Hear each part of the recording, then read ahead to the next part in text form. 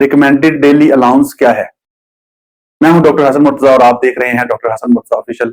Social media पे जितने भी न्यूट्रिशनिस्ट हैं, कोई डॉक्टर बैठा हुआ है, कोई फूड एक्सपर्ट बैठा हुआ है, कोई एग्रीकल्चर एक्सपर्ट बैठा हुआ है, कोई फार्मासिस्ट है, तमाम लोग आरडीए या रिकमेंडेड डेली अलाउंस की वैल्यू और इसका मतलब गलत बता रहे हैं।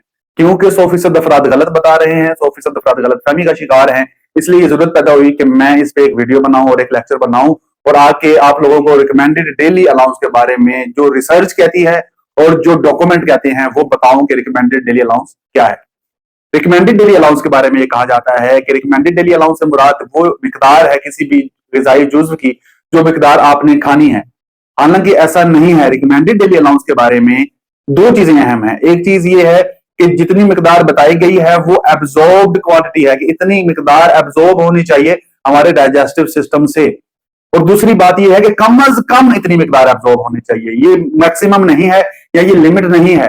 रिकमेंडेड डेली अलाउंस से मुराद ये है, अगर हम प्रोटीन की बात करें, गोश्त की बात करें, तो रिकमेंडेड डेली अलाउंस से मुराद ये है कि 0.8 ग्राम से लेकर 1.5 ग्राम तक प्रोटीन जो है वो एब्जॉर्ब होकर हमारे ब्लड में जानी चाहिए फ्रॉम द जीआईटी।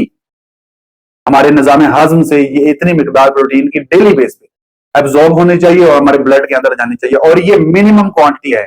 इसका मुराद ये है कि हमें मिनिमम क्वांटिटी पर केजी 1.3 ग्राम ऑन एवरेज चाहिए। ये मिनिमम है, ये मैक्सिमम नहीं है, ना ही ये लिमिटिंग है कि इसके ना ज्यादा खा सकते हैं ना इसे कम खा सकते हैं।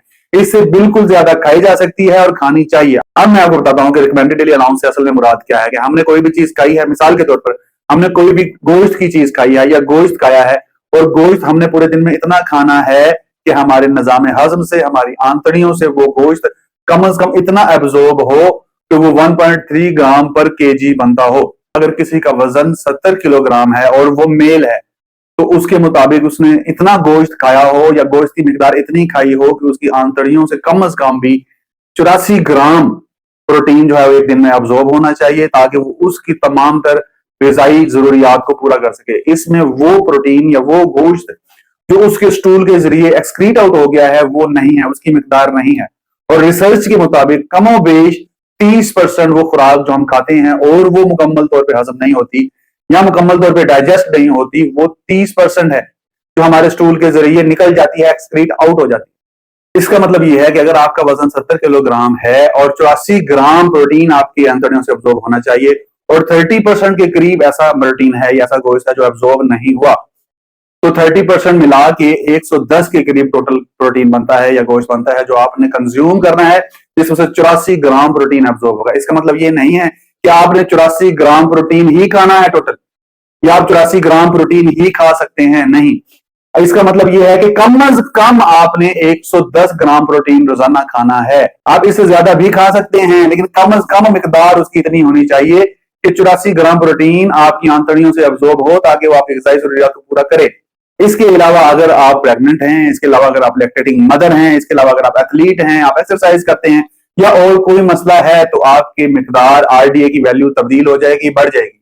आरडीए का मतलब ये नहीं है कि सिर्फ यही मिकदार खाई जाए और यही मिकदार जो है आपने इस्तेमाल करनी है। आरडीए का मतलब ये है कि 70 केजी या पर केजी जो वैल्यू आपने इस्तेमाल करनी है वो आरडीए है। अगर आपकी कोई अबनॉर्मल कंडीशन है या आपके साथ कोई अबनॉर्मल सर्कमस्टांसेस चल रहे हैं, तो उसके मुताबिक आरडीए की वैल्यू तब्दील हो जाएगी। अमूमन लोग हमें बताते हैं कि आरडीए के मुताबिक ही काम करना, जबकि ऐसा नहीं है। मैं अपनी बात को एविडेंस करता हूं इस डॉक्यूमेंट के साथ जो अभी शो किया जा रहा है, और ये डॉक्यूमेंट रिसेंट रिसर्च के मुताबिक बता रहा है कि आपको आरडीए के मुताबिक कितनी डाइट लेनी चाहिए। उम्मीद है ये वीडियो आपके लिए मुफीद रही होगी। लाइक करें, सब्सक्राइब करें। बहुत शुक्रिया।